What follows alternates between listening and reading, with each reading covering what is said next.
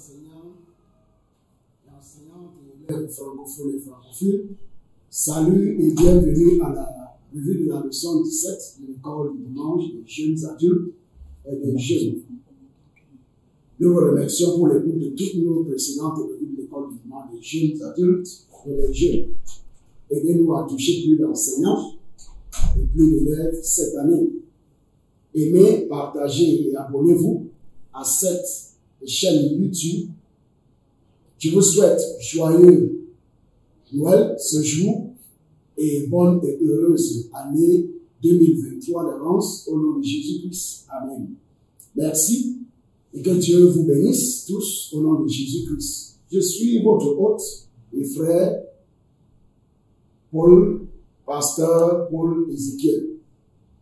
En leçon 17, en continuation du sujet sur le leadership, les moyens et les rôles. Leadership, les moyens et les rôles. Cette leçon sera enseignée le 25 décembre, là, le jour de la Noël. Jour de la Noël, le 25 décembre 2022. En prière d'ouverture, prions. Père, ouvre mon cœur à tout ce qu'il y a à savoir sur le leadership. Père, ouvre mon cœur à tout ce qu'il y a à savoir sur le leadership. Que Dieu nous donne la compréhension au nom de Jésus-Christ. En leçon de Jésus. Un passage biblique. Genèse 41, 38 à 41. Genèse 41, 38 à 41. Dans le livre de Genèse 41, Joseph est fait dirigeant ou leader d'Égypte. Dans verset 38 à 41, cela suit comme ça se dit. Et Pharaon dit à ses serviteurs, trouverons-nous un homme comme celui-ci, ayant en lui l'esprit de Dieu? Et Pharaon dit à Joseph, puisque Dieu t'a fait connaître toutes ces choses, il n'y a personne qui soit aussi intelligent et aussi sage que tu sois. Je t'établis sur ma maison, et tout mon peuple obéira à tes paroles, à tes ordres. Le trône seul m'élèvera au-dessus de toi. Pharaon dit à Joseph, vois, je te donne le commandement de tout le pays d'Égypte. Verset à mémoriser. La réflexion veillera sur toi. L'intelligence te gardera. Amen. La réflexion veillera sur toi. L'intelligence te gardera. Proverbe 2:11. Proverbe 2:11. Et dans le livre de Proverbe 2, la Bible nous parle des avantages de la sagesse divine. Quand vous avez la sagesse venant du ciel, la sagesse de Dieu en vous, vous excellerez comme Daniel a excellé en Égypte. Il est devenu le numéro 2 du Pharaon. Le numéro 2. Le Pharaon a dit que c'est son trône qui sera au-dessus de lui. Que Dieu nous donne l'esprit, la sagesse divine au nom de Jésus-Christ. Amen. En introduction, après avoir découvert ce qu'est le leadership et certaines théories du leadership avec des exemples bibliques, nous devons découvrir comment devenir des leaders en tant que chrétiens. De même, sur la base des théories situationnelles du leadership, le rôle des chefs d'équipe devrait évoluer au fur et à mesure que les équipes passent par différentes étapes. Les dirigeants efficaces sont conscients de ces étapes et mènent les actions nécessaires à chaque étape pour permettre à l'équipe de réussir. Je prie, comme vous appliquez les principes bibliques dans votre style de leadership, que Dieu fasse réussir votre équipe et votre leadership pour la gloire de Dieu et le profit et le bienfait de l'humanité autour de vous au nom de Jésus-Christ. Amen. Nous n'avons pas enseigné les objectifs de la leçon, l'objectif de la leçon, les objectifs d'enseignement lors de la classe. C'est pour notre étude personnelle en tant qu'enseignant. Dans cette leçon, un objectif de la leçon, nous voulons en savoir plus sur le leadership chrétien. Un objectif d'enseignement. À la fin de cette leçon, les élèves devraient être capables de mentionner comment les chrétiens peuvent diriger efficacement comprendre les étapes et les actions à entreprendre à différents niveaux de leadership. En revue du passage biblique, il incombe aux enseignants de s'asseoir, d'étudier le passage biblique et de trouver les idées qui se trouvent à la fin des versets, qui se trouvent à la fin des pointillés, de pouvoir les remplir pour pouvoir avoir une sorte d'avance, une sorte de dessus sur les élèves, puisque l'enseignant doit savoir plus que l'élève. Que Dieu nous donne la grâce de pouvoir comprendre au nom de Jésus-Christ. Amen. En méthode d'enseignement, la méthode d'enseignement à utiliser dans cette leçon est la méthode d'enseignement magistral. Mais cela ne veut pas dire que vous devez monopoliser la parole. Faites participer vos élèves pour qu'ils puissent retenir ce qu'ils disent et font lors de la classe. Faites-les faire des choses, et faites-les dire des choses. En deux grands livres de la leçon. Grand livre de la leçon 1, les moyens de devenir un leader. Quels sont les moyens à déployer pour devenir un leader? A. Il existe plusieurs moyens d'accéder à des postes de direction ou de leadership. Ces moyens comprennent: point 1, la qualification. Certaines personnes deviennent des leaders parce qu'elles obtiennent la certification et les références nécessaires pour un poste. Par exemple, le vice-chancelier ou bien les juges. 2. Le mérite. Certaines personnes deviennent des leaders principalement par une participation fidèle et enthousiaste, ainsi que par une performance compétente au fil du temps. Ces leaders peuvent être considérés comme ayant payé leur dû.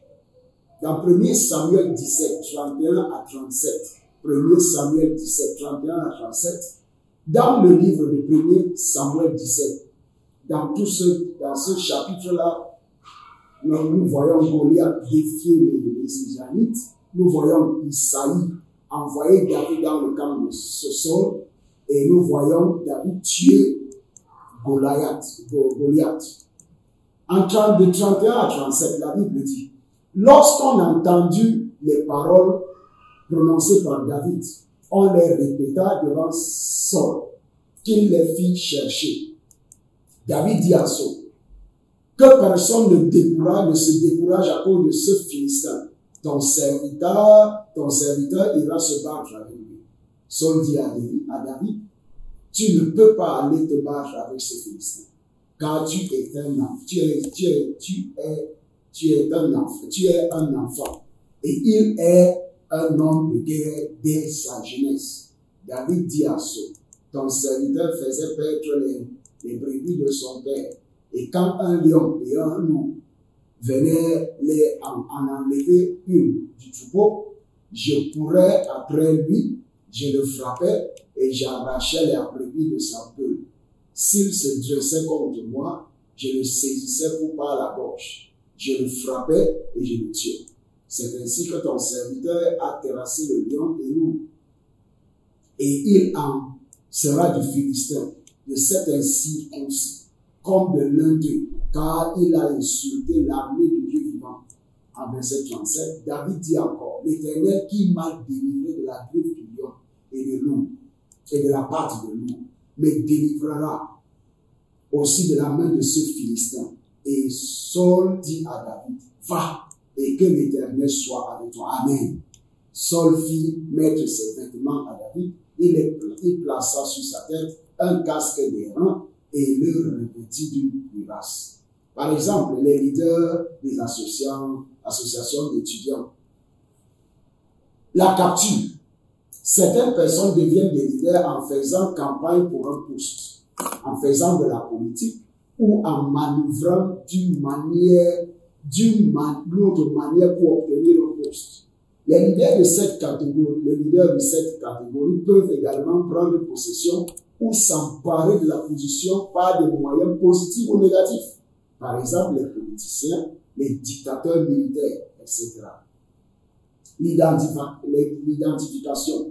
Certaines personnes deviennent des leaders parce qu'elles possèdent des qualités personnelles ou professionnelles reconnues comme bénéfiques et indéniables et appropriées pour résoudre ou répondre aux besoins de l'équipe à un moment donné.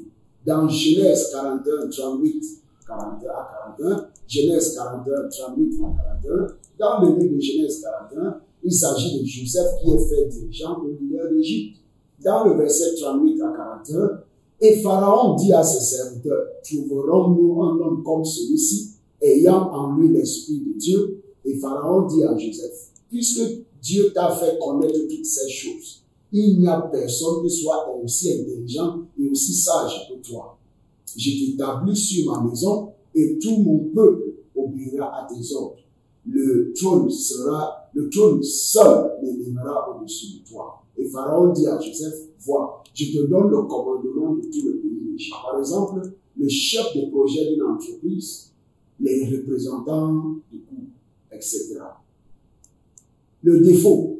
Certaines personnes deviennent des leaders simplement parce que d'autres membres de l'équipe ne peuvent pas ou ne veulent pas ou ne peuvent pas accepter le poste de responsabilité. Par exemple, une personne dans un petit groupe de discussion pour discuter de la discussion, pour diriger la discussion. Dans le 1er Samuel 17, 10 à 11, 1er Samuel 17, 10 à 11, dans le livre entier de 1er Samuel 17, Joseph est fait. Dans le livre, David est fait. Ici, il s'agit de David qui a tué Goliath. Le Philistin dit encore, je jette en ce jour un défi à l'armée d'Israël. Donnez-moi un homme et nous battrons ensemble. Saul et tout Israël entendit ces paroles du Philistin. Et il fut effrayé et saisi d'une grande crainte. Dans le verset 32, David tue Goliath. David dit à Saul que personne ne se décourage à cause de ce Philistin. Ton serviteur ira se battre avec lui. L'héritage. Certaines personnes deviennent des leaders simplement parce qu'ils viennent d'une famille privilégiée ou d'une classe dirigeante.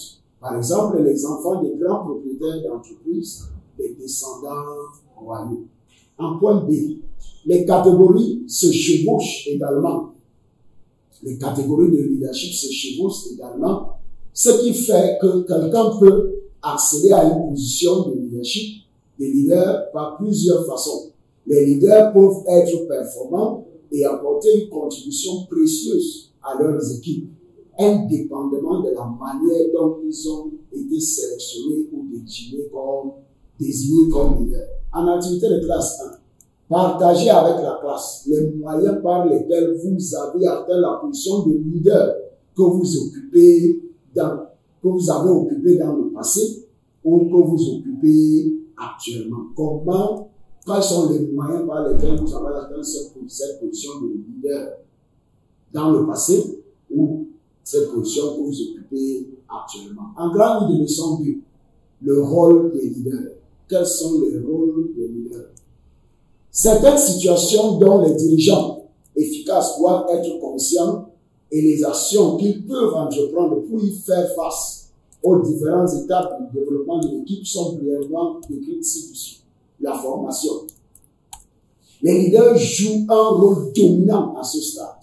Ils doivent donner à l'équipe une direction claire et établir des objectifs et résultats facilement identifiables et compréhensibles. Dans Exode 4, 29 à 31, Exode 4, 29 à 31, ici, il s'agit des signes de la puissance de l'Éternel. Et Moïse retourne en Égypte. Dans le verset 29, Moïse et Aaron poursuivirent leur chemin. Et ils assemblaient tous les anciens des enfants d'Israël. Aaron rapporta toutes les paroles que l'Éternel avait dites à Moïse. Et il exécuta les signes aux yeux du peuple. Et le peuple crut. Ils apprirent que l'Éternel avait visité les enfants d'Israël, qu'ils avaient vus à leur souffrance. Et ils s'inclinaient et se prosternèrent. Je prie que Dieu nous visite au nom de Jésus-Christ. Point 2. La tempête. Les leaders doivent aider les membres de l'équipe à surmonter leur sentiment de malaise et être attentifs à tout membre qui pourrait se sentir dépassé. Éphésiens 4, 31 à 32, Éphésiens 4, 31 à 32 dit: parle de l'unité dans le corps de Christ. Vivre, nous exhorte à vivre comme les enfants de lumière. Que toute amertume, toute animosité, toute colère, toute clameur, toute calomnie et toute espèce de méchanceté disparaissent du milieu de vous. Soyez bons les uns envers les autres, compatissants, vous pardonnant réciproquement, comme Dieu vous a pardonné en Christ. Les leaders travaillent à résoudre les conflits et à établir de bonnes relations entre les membres de l'équipe. Les leaders doivent rester positifs et fermes face aux défis de leur leadership et ou de l'objectif de l'équipe. Dans Nombre 16, 1 à 3, Nombre 16, 1 à 3, il s'agit de la révolte de Corée avec Dathan, Abiram contre Moïse. Corée, fils de Diséha, fils de Kéhat, fils de Lévi, se révolta avec Dathan et Abiram, fils d'Élia et Om, fils de Pélet, tous trois fils de Ruben. Ils se soulevaient contre Moïse avec 250 hommes, des enfants d'Israël, des principaux de l'armée, de l'assemblée, de ceux que l'on convoquait à l'assemblée et qui étaient des gens de renom.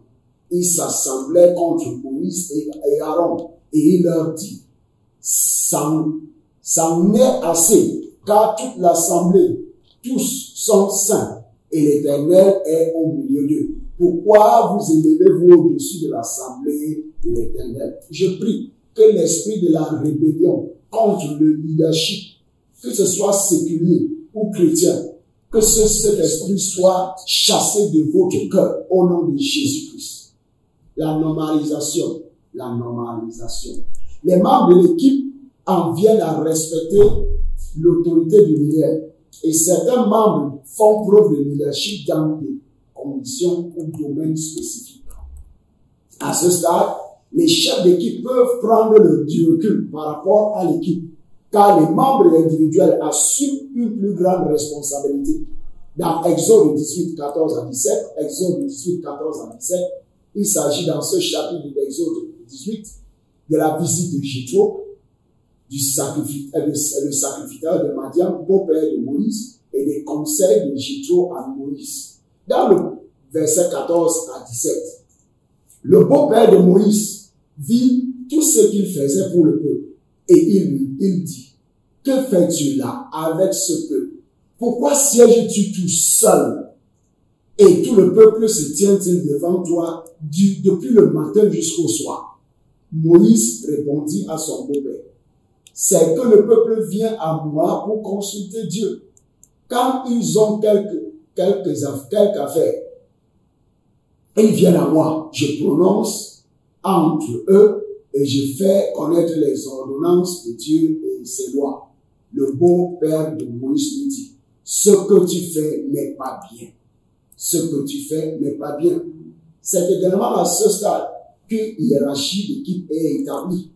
L'exécution. Les dirigeants sont en mesure de déléguer une grande partie du travail et peuvent se concentrer sur le développement des compétences et des capacités de chaque membre de l'équipe. Dans Exode 18-21, il s'agit des conseils de Jéthro à Moïse. Choisis parmi tout le peuple des hommes capables, craignant Dieu, des hommes intègres, ennemis de la cupidité, établis-les au-dessus comme chefs de 1000, chefs de 100, chefs de 50 et chefs de 10. Une fois que l'équipe a atteint un niveau de performance élevé, les dirigeants doivent organiser des réunions, des temps de plaisir autant que possible, dans le but de célébrer les succès. À ce stade, ils doivent faire partie de l'équipe. Faire partie de l'équipe est plus facile et plus confortable que lors des étapes précédentes. 5. La levée de séance. Les équipes peuvent organiser un événement de célébration à la fin d'un projet. Les membres de l'équipe partiront probablement avec de bons souvenirs de leurs expériences. En activité de classe 2, les élèves doivent mentionner comment ils se sont épanouis jusqu'à présent dans leur rôle de leader. En conclusion, vous devez influencer positivement, pieusement, les personnes qui vous entourent pour la gloire de Dieu et pour le bien de l'humanité autour de vous. Que Dieu vous donne la grâce au nom de Jésus-Christ. En évaluation, mentionnez 5 moyens d'atteindre le leadership. Mentionnez 5 moyens d'atteindre le leadership. En prière de clôture, Père, je reçois la grâce d'influencer pieusement, positivement, les gens pour ta gloire au nom de Jésus-Christ. Père, je reçois la grâce d'influencer pieusement, positivement, les gens pour ta gloire au nom de Jésus-Christ. Nous avons prié. Amen. Intègre un leader positif, influent jusqu'à l'éternité. On parlera du président, du feu président Nelson Mandela. Devoir. Les élèves doivent mentionner 5 noms de leaders spirituels. J'ai un leader spirituel, son nom s'appelle Pasteur Enoch Adejare Adeboye. Il est le surintendant général de l'église chrétienne rachetée de Dieu, là où Dieu m'a guidé pour que je puisse servir Dieu et servir l'humanité autour de moi. Et les leaders politiques que vous admirez, en appel du salut, c'est simple comme là, c'est à accepter que vous êtes pécheurs, confesser vos péchés à Jésus-Christ ou à Dieu, et croyez que Jésus est le Fils de Dieu, et recevez Jésus dans votre cœur comme votre Seigneur, Sauveur et Maître personnel. Que Dieu vous donne la grâce de pouvoir prendre cette décision au nom de Jésus-Christ. Amen. Que Dieu vous bénisse. Bonne étude, bonne écoute. Au revoir et à tantôt.